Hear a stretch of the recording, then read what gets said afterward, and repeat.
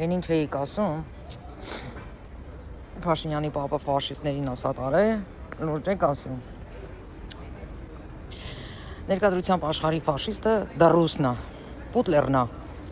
Ու հիմա ներկայությամբ Պուտլերի ենթակայության տակ գոյություն ունի քաղաքական ճակերտավոր գործիչ Կալուգայի Սամոն։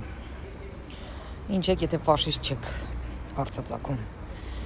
Մի պետություն, որ կողքի իր եղբայրական պետության վրա հարձակվում է, կոտորում է, ժողովրդին գենոցիդ է անում։ Ու դուք հիմա ծառայում եք այդ պետությանը։ Ու դուք հիմա բոլոր նրա իղձերը փորձում եք իրականացնել Հայաստանի Հանրապետությունում, փորձում եք իմ դրոշը իջեցնել։ Ինչ եք, որ դուք ֆաշիստ չեք։ Դուք ասում եք թուրք,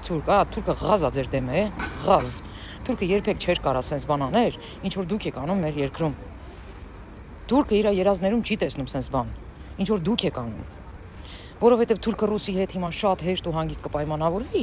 Սյունիքից բռնած կտանի ռուսից։ Եթե դուք իմ դրոշը իջեցնեք, լեզուս կոտորվի, տենց բան չասեմ։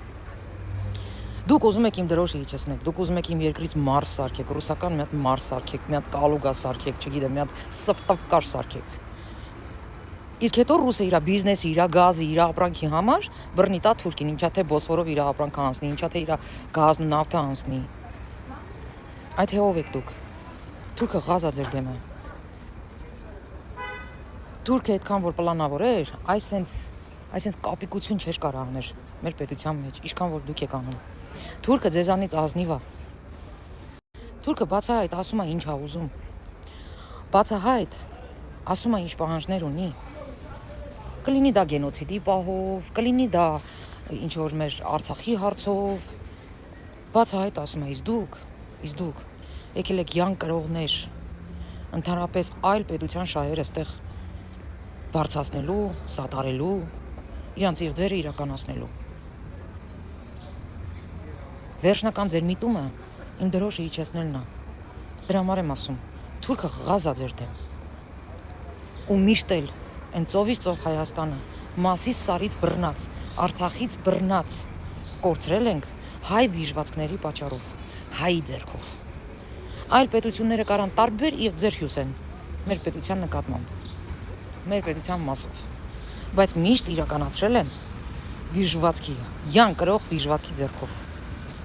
Ուսանորություն չի։ Անգամ բոլշևիկների ժամանակ, երբ որ նստել են կլոր սեղանի շուրջ ու փորձել են որոշեն Արցախը ում տան, Ադրբեջանին նորաստեղծ, թե Հայաստանին, Ղարաբաղի հայերը Մոսկվա նամակներ են ուղարկել, որ այդ սոված Հայաստանին հանգարց մեզ չմիացնեք։ Էնպես որ միշտ էլ հայի վիժվածքի ձեռով ամեն ինչ արվել։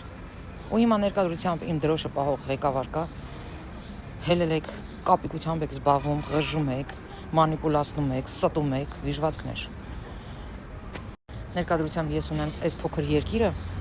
ու այդ երկիրը ես պահելու եմ ատամներով։ Ինչ գին դա ունենա ինձ համար։ Այսքանը։